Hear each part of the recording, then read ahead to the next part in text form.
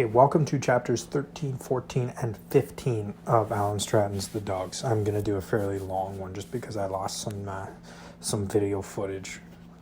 Sunday afternoon, I do my weekly happy call with Grandma and Grandpa. But by Monday morning, I'm feeling good for real. Jackie, or whatever that ghost thing was, hasn't shown up again, so he was probably just in my head because of my fever. At least I hope so.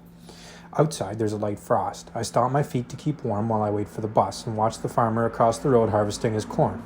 I can't wait for Mr. Sinclair to do the same. Once the fields are cleared, I can stop imagining the corn stalks as hiding places for night stalkers, bullies, and dogs.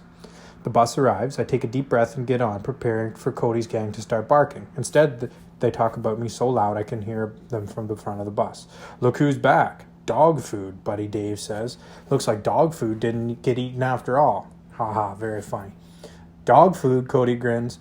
"He's more like chicken feed." "Brack, brack," chicken sounds from his crew. "I was sick," I call back. "Aw, Cammy was sick." I want to sit far away from them, but that'd only prove I'm a coward. Besides, the kids in the aisle saving the window seats want me away from them like I want to be away from Benji.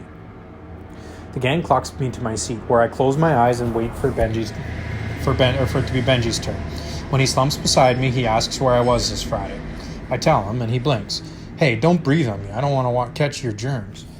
"Worry about your own breath. It could kill the whole school." As the bus pulls into the parking lot, I get up the nerve to say, "Benji, something's bothering me. My first day on the bus, you asked if my place was haunted. Why? Was there a murder there?" "No," he laughs. "I asked on account of the dogs." "What dogs?" "You know, the dogs. It's why Cody barks at you." "Meaning?" Benji blinks. "Years ago, the farmer at your place got killed by his dogs."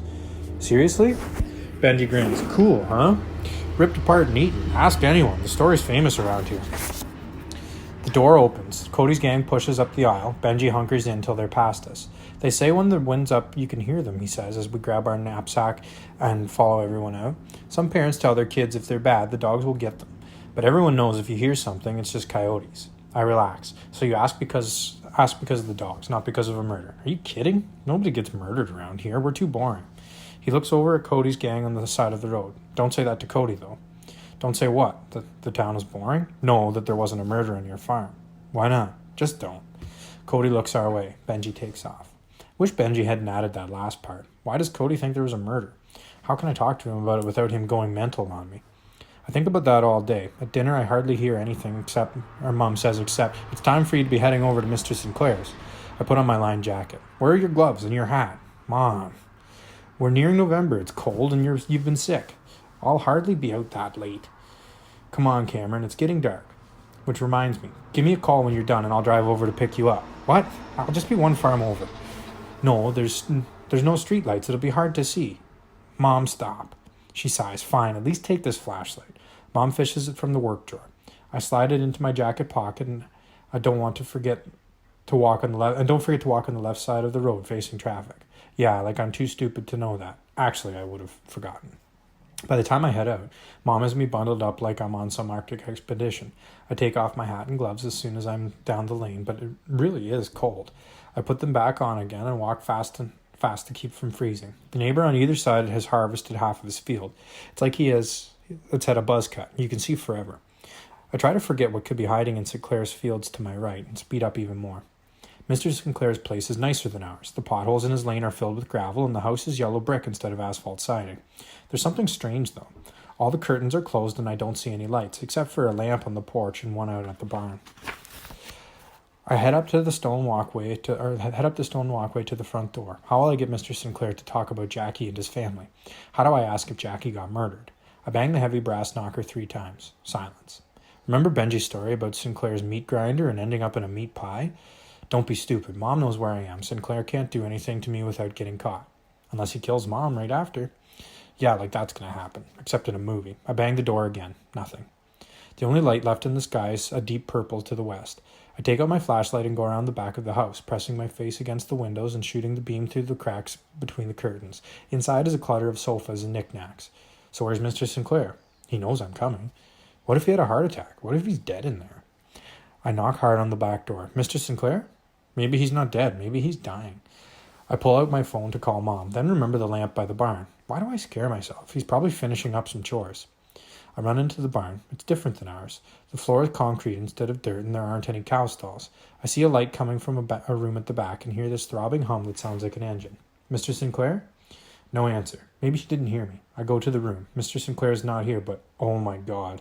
On the right, there's a bunch of refrigeration units. On the left, a table runs along a wall of knives, cleavers, mallets, and saws. Ahead of me, a large cast-iron laundry tub is filled with chewed-up flesh squeezed out of a large motorized grinder. I gotta get out of here.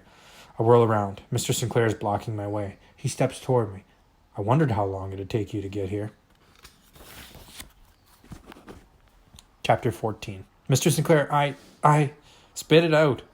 I back up into the room. My mother knows I'm here. Of course she does. She phoned me the other night. I got tired of waiting for you at the house. Thought I'd finish up grinding some beef.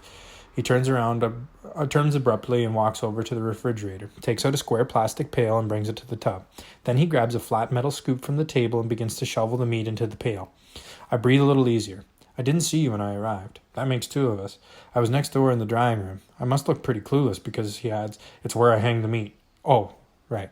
He snorts. You one of them kids that think your burger just shows up in the grocery store? Think your eggs grow on trees? No, sir. Bet you never seen a grinder like this. You're right. Mr. Sinclair wipes a slick of hair off his forehead with the back of his arm. It's all old, that's for sure. My father bought it back in the 50s. Used to grind things for the fellow lived over at your place, McTavish, Frank McTavish, Jackie's father. My heart races. What sort of things did he grind? Curiosity killed the cat. I hope he's joking. Mr. Sinclair scoops the last of the burger meat into the pail. When I was a boy, food was local, especially in the country. So each farm would have a few crops, a hen house, maybe some hogs or dairy. My father butchered the odd cow for the neighbors in exchange for meat. He used the leftovers to make sausages. He steals the pail and puts it in the fridge. Mixed farming. Gone the way of the dodo. But there's still a few folks like to know what they're eating. So what the heck? In between planting and harvesting, what else do I have to do but watch the corn grow and worry about the weather? Mr. Sinclair glances in my direction. I shrug helpfully, like I don't know what else he could be doing either. Come up to the house, he says. I pull out an old photo album with some pictures you might want to see. You were asking about the boy. You remembered? Why wouldn't I? You think I lost my marbles? No, sir. I hope you're right. He shoots me a look. That was a joke. You can laugh. Yes, sir. I smile like I think it was funny. He shakes his head and we go to the house. It's full of dust, plus the smell that old people get. There's flypaper over the kitchen table that looks like it's been there since last spring. We sit down beside each other and Mr. Sinclair opens the album.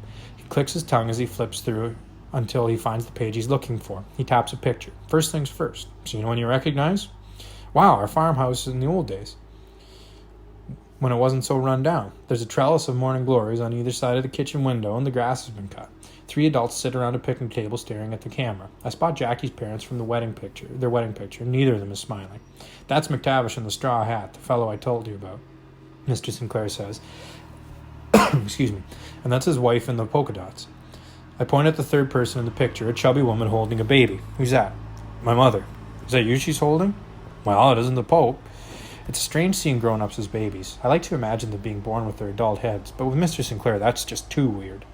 And your father, I ask? Is he the one taking the picture? You're a regular Sherlock Holmes. I blush. So your parents were friends with the McTavishes. My father was the best man at their wedding, if that's what you're asking. I expect it was on account of they were neighbors, and McTavish didn't have anyone else to ask. He was a strange bird. My mother never liked him. Jackie's parents stare at me from the snapshot. What are they thinking? I flash on Mom and Dad. They had friends who went to their wedding too, came for dinner, took pictures. Did their friends know about their fights? Did they do or say anything? What about the Sinclairs? Did they know the McTavishes had the kind of problems that made Jackie draw his pictures? I flash on something else. Cody thinks there was a murder. I thought it was Jackie who got killed, but what if it was his mother? Jackie said she left him, but what mother runs off without her kid? You're pretty quiet all of a sudden, Mr. Sinclair says. What's on your mind? Nothing. I was just wondering, where's Jackie? Jackie. Wasn't that the name of their son? You do your homework, Mr. Sinclair sits back in his chair. What else do you know? My forehead tingles. What if his family's mixed up in the murder? I thought he agreed to see me to tell me stuff. What if he agreed so he could find out just how much I know? Not much, I say, just his name. You sure? Honest. Mr. Sinclair tilts his head. He doesn't believe me. Jackie was a year younger than me. He'd have been born a year after this shot was taken. He flips to a page further back. Those pictures used to be in color, now they're bleached out. I see a snapshot of 2 boys playing. They look like ghosts on pale yellow background. One of them has a Davy Crockett cap. Jackie. Is that the face I saw when I closed my eyes? I point at the kid barely able to breathe. That's him? What makes you say that? The hat. Why do you think it was Jackie's? I don't know, just guessing. Well, guess again, Mr. Sinclair says. I'm the one with the cap. When I was really little, every boy wanted to be Crockett. He was a TV hero, but Frank McTavish didn't have the time for things like that. Jackie must have been the only kid without one. What? If Jackie didn't have a cap, then what I imagined was all in my mind. There isn't a ghost after all. Happy ending, though, Mr. Sinclair continues. A few years later, the fad was dying out, so I gave my cap to Jackie. He wore it every day. Why, you'd think he'd died and gone to heaven. You played with him a lot, then?